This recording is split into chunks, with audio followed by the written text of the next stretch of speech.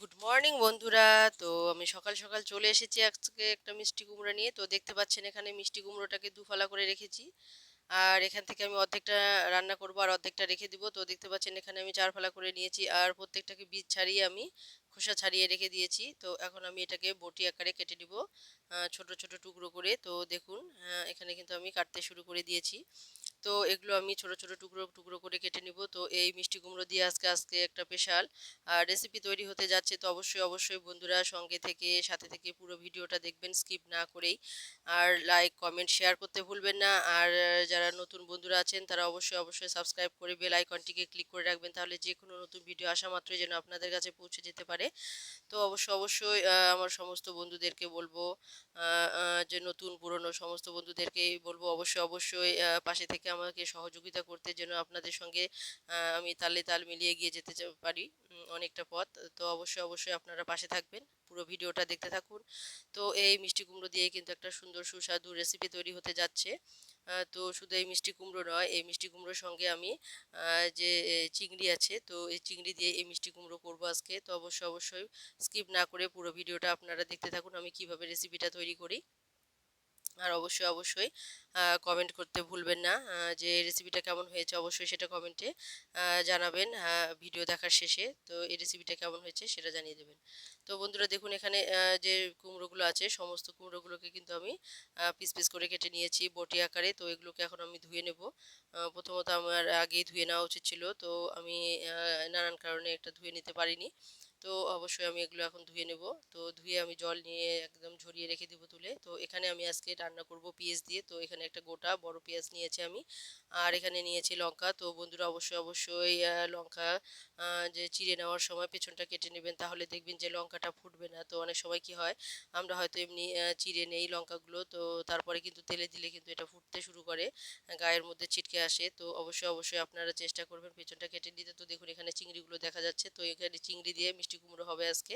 তো এখানে অনেকটাই চিংড়ি আছে, তো সমস্ত চিংড়ি দিয়ে আমি এখানে করব না। তো অর্ধেকটা চিংড়ি আমি মিষ্টি কুমড়োর মধ্যে দেবো আর অর্ধেকটা চিংড়ি আমি আলু দিয়ে করব। তো বন্ধুরা অবশ্যই পুরো ভিডিওটা সঙ্গে থেকে যে সহযোগিতা করে আপনারা দেখতে থাকুন আমি কিভাবে রেসিপিটা তৈরি করি।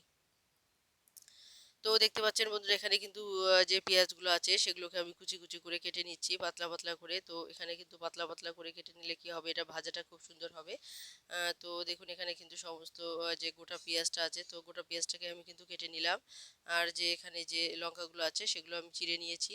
তো এই লঙ্কা আর পেঁয়াজ দিয়ে কিন্তু আজকে রেসিপিটা হবে। আর এখানে আমি দেবো সামান্য পরিমাণ আদা আর কাঁচা পাকা লঙ্কা বাটা। তো দেখুন এখানে কিন্তু আমি কড়াইয়ের মধ্যে তেল দিয়ে দিয়েছি। তো এখন তেলটা আমার অনেকটা গরম হয়েছে। তো এখন চিংড়িগুলোকে কিন্তু আমি লবণ হলুদ মাখিয়ে নিয়েছি। তো দেখতে পাচ্ছেন এখানে কিন্তু লবণ হলুদ মাখিয়ে নেওয়ার পর আমি সমস্ত চিংড়িগুলোকে একসঙ্গে দিয়ে দিলাম। আপনারা ভালো করে জানেন যে চিংড়ি সাধারণত ভেঙে যায় না। যদি নরম থাকে তাহলে হয়তো ভেঙে যায়, কিন্তু যদি চিংড়ি মাছটা ভালো থাকে তাহলে কিন্তু ভেঙে যায় না। তো এখানে আমার কিন্তু চিংড়ি মাছটা ভালো, যার জন্য ভেঙে যাওয়ার কোনো সম্ভাবনা নেই। যার জন্য কিন্তু আমি সমস্ত চিংড়ি মাছগুলো একসঙ্গে দিয়ে দিয়েছি। তো দেখুন চিংড়ি মাছগুলো কিন্তু অনেকটাই বড় সাইজের ছিল। তো ভাজার পরে কি জানি কিভাবে গুটিয়ে যায় ওরা, তো দেখতে অনেকটাই ছোট লাগছে। তো দেখুন এখানে কিন্তু বেশ পরিমাণ চিংড়ি আছে কয়েকটা। তো এখানে কিন্তু আমি কিছুটা কুমড়োর মধ্যে দেবো আর বাকিটা কিন্তু আমি আলাদা আলু দিয়ে রান্না করব। তো আলুর রেসিপিটা পুরোপুরি আমি দেখাবো না। এখানে মিষ্টি কুমড়োর রেসিপিটা আমি পুরোপুরি দেখাচ্ছি। তো আলুর রেসিপিটা দেখালে হয়তো আরও অনেকটাই সময় লাগবে। তো আমি ওটা সংক্ষেপেই দেখাবো। তো বন্ধুরা দেখুন এখানে কিন্তু যে কড়াইয়ের মধ্যে তেল ছিল অবশিষ্ট চিংড়ি মাছ ভাজার পর, সেখানে আমি সামান্য পরিমাণ আর একটু তেল দিয়ে দিয়েছি। আর এরপর যে কাঁচা পাকা লঙ্কাগুলো আছে তো সেগুলো আমি দিয়ে দিলাম। আর এখানে যে পেঁয়াজটা আমি কুচি করে রেখেছি, তো সেই পেঁয়াজটা কিন্তু আমি দিয়ে দিলাম। আর এখানে আমি সম্বারে দেবো কালো জিরে। তো এই কালো জিরে দিয়ে কিন্তু রান্নাটা হবে। তো দেখুন এখানে কিন্তু হাফ চামচ পরিমাণ কিন্তু কালো জিরে আমি দিয়ে দিয়েছি। তো এখানে যে পেঁয়াজটা আছে সেটাকে আমি মোটামুটিভাবে ভাজবো। তো একদম পুরো মচমচে করে ভাজবো না। তো এটাকে কিন্তু আমি হালকা একটু তাজা অবস্থায় থাকতে কিন্তু এটা আমি যে আমার মিষ্টি কুমড়া আছে সেগুলো কিন্তু আমি দিয়ে দেবো। তো দেখুন এখানে কিন্তু মোটামুটিভাবে পেঁয়াজটা অনেকটাই ভাজা হয়ে গেছে, কিন্তু এখনও মুচমুচে হয়নি। তো আমি কিন্তু এটা মুচমুচে অবস্থায় নিয়ে যাব না, এর আগেই কিন্তু আমি মিষ্টি কুমড়োগুলো দিয়ে দেবো। তো বন্ধুরা দেখুন এখানে কিন্তু পেঁয়াজগুলো আমার ভাজা হয়ে গিয়েছে প্রায়। তো এখন আমি যে মিষ্টি কুমড়োগুলো ধুয়ে রেখেছি তো সেগুলো দিয়ে দিলাম। তো এগুলো দিয়ে দেওয়ার পর আমি কিন্তু মিষ্টি কুমড়োটাকে আজকে বটি হিসেবে রান্না করব না। তো যার জন্য এই মিষ্টি কুমড়োগুলোকে কিন্তু আমি পুরোটাই ভালোভাবে গলিয়ে প্রায় নিয়ে নেব। তো দেখুন এখানে আমি কিভাবে গলিয়ে নেই। তো এখানে আমি কি করব, এখানে যে মিষ্টি কুমড়োগুলো আছে তার স্বাদ মতোই আমি কিন্তু এখানে লবণ দিয়ে দিব। তো এখন লবণ দিয়ে দেওয়ার পর কিন্তু এটা আমি ঢাকা দিয়ে রেখে দেবো। তো ঢাকা দিলে কি হবে বন্ধুরা, অনেকটাই যে সেদ্ধ হয়ে যাবে পুরোপুরি প্রায়।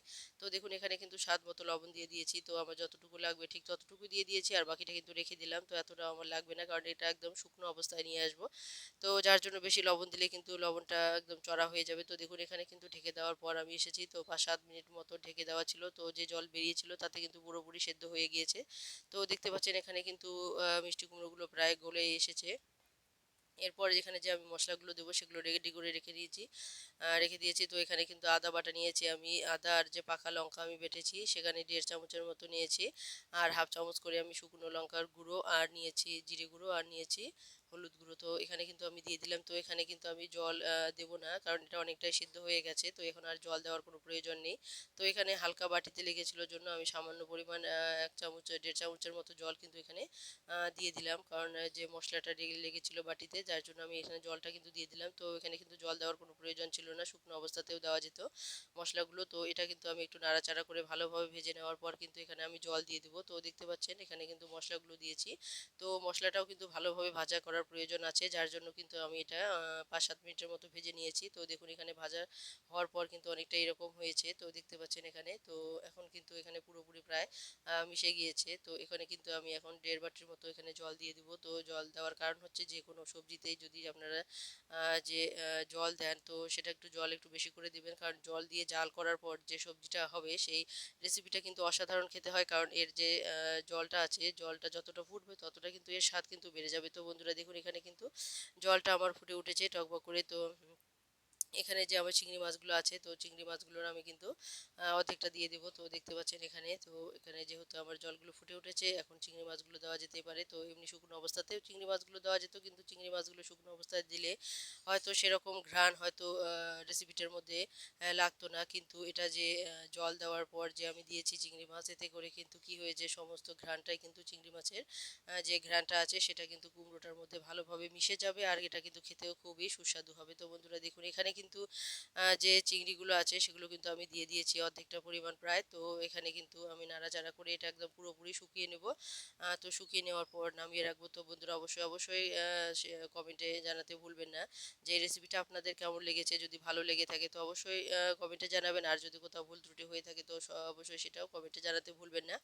তো অবশ্যই বলবো যারা পুরনো বন্ধুরা আছেন, হয়তো সময়ের অভাবে আমি আপনাদের কাছে পৌঁছতে পারি না, ব্যস্ততার মাঝে কোনো সময় হয়তো আমার একটু লেট হয়ে যেতে পারে। তো অবশ্যই বলবো, তাতে আপনারা রাগ করবেন না। আপনারা কিন্তু আমার সঙ্গে দেখা করতে ভুলবেন না। অবশ্যই আমি চাইবো আপনারা সব সময় আমার পাশে থাকুন। আর আমিও চেষ্টা করব সবসময় আপনাদের সঙ্গে দেখা করার। তো অবশ্যই আপনারা দেখা করতে ভুলবেন না। যদিও ব্যস্ততার মাঝে আমি দেখা করতে একটু লেট করে ফেলি, তাহলেও কিন্তু অবশ্যই আমি চেষ্টা করব যে নেক্সট ডেতে হয়তো আপনার সঙ্গে অনেকক্ষণ দেখা করতে। তো অবশ্যই আপনারা চেষ্টা করুন আমার সঙ্গে প্রতিদিনই দেখা করতে। তো আমিও অবশ্যই আপনাদের সঙ্গে প্রতিদিন না হলেও হয়তো একদিন লেট হলেও কিন্তু আমি আপনার যে আছে রেসিপি, তো সমস্ত রেসিপি কিন্তু আমি দেখে নেওয়ার চেষ্টা করব বন্ধুরা। যদি কোনো কারণে হয়তো আমার অসুবিধা হয়ে গেল, আমি হয়তো সেই দিনই হয়তো পৌঁছতে পারলাম না আপনাদের সঙ্গে দেখা করতে, আমি কিন্তু নেক্সট ডেতে হলেও সেই আপনাদের সঙ্গে দেখা করব অবশ্যই। তো বন্ধুরা অবশ্যই আপনারা যে কমেন্টে জানাতে ভুলবেন না এই রেসিপিটা আপনাদের কেমন লেগেছে। তো দেখতে খুবই সুস্বাদু হয়েছে। তো দেখতে যেমন সুন্দর হয়েছে, খেতেও কিন্তু অসাধারণ হয়েছে। তো অবশ্যই আপনারা এইভাবে বাড়িতে বানিয়ে সবাইকে খাওয়ান, পরিবেশন করুন। মিষ্টি কুমড়ো তো দেখুন, যারা মিষ্টি কুমড়ো পছন্দ করেন না তারাও হাত চেটে খেতে পছন্দ করবেন। তো দেখুন এখানে কিন্তু রেসিপিটা দেখতে খুবই সুস্বাদু হয়েছে, আর খেতেও কিন্তু অসাধারণ হয়েছে। তো অবশ্যই বলবো এভাবে আপনারা রান্না করে সবাইকে গরম পরিবেশন করুন। তো বন্ধুরা দেখুন এখানে যে বাকি যে চিংড়ি মাছগুলো ছিল সেগুলো কিন্তু আমি আলু দিয়ে রান্না করে নিয়েছি। তো এই রেসিপিটা কিন্তু আমি দেখালাম না, কারণ এটা দেখাতে গেলে কিন্তু আরও অনেকটা বেশ সময় লাগবে। তো আপনারা যদি চান তাহলে আমি নেক্সট ডেতে আবার এই চিংড়ির রেসিপিটা দেখাতে পারি। তো অবশ্যই আপনারা কমেন্টে জানাবেন, যদি আপনারা দেখতে চান তাহলে আমি অবশ্যই নেক্সট ডেতে এই চিংড়ির রেসিপিটা কিন্তু আপনাদেরকে শেয়ার করব। তো বন্ধুরা দেখুন এখানে রেসিপিটা কিন্তু খুবই সুস্বাদু হয়েছে, দেখতে কিন্তু খুবই অসাধারণ হয়েছে আর কিন্তু খেতেও কিন্তু অসাধারণ হয়েছে। যে কোনো চিংড়ি মাছই কিন্তু খেতে খুবই ভালো লাগে। সবারই হয়তো চিংড়ি মাছ প্রিয়, কিন্তু এটা যদি আবার সুস্বাদু করে কালারফুল করে রান্না করা যায় তাহলে দেখতেও যেমন সুন্দর লাগে আর খেতেও সেরকমই ভালো লাগে। তো বন্ধুরা অবশ্যই কমেন্টে জানাবেন আমার চিংড়ি রেসিপি দুটো কেমন লাগলো আপনাদের। আর যদি ভালো লেগে থাকে তো অবশ্যই সাবস্ক্রাইব করতে ভুলবেন না। নতুন বন্ধুরা তো অবশ্যই এইভাবে আমার পাশে থেকে সহযোগিতা করুন, আমি যেন এগিয়ে যেতে পারি আপনাদের সঙ্গে। তালে তাল মিলিয়ে তো দেখুন কালারটা কিন্তু খুবই অসাধারণ হয়েছে, তো এটা কিন্তু খেতে খুবই সুস্বাদু হয়েছে।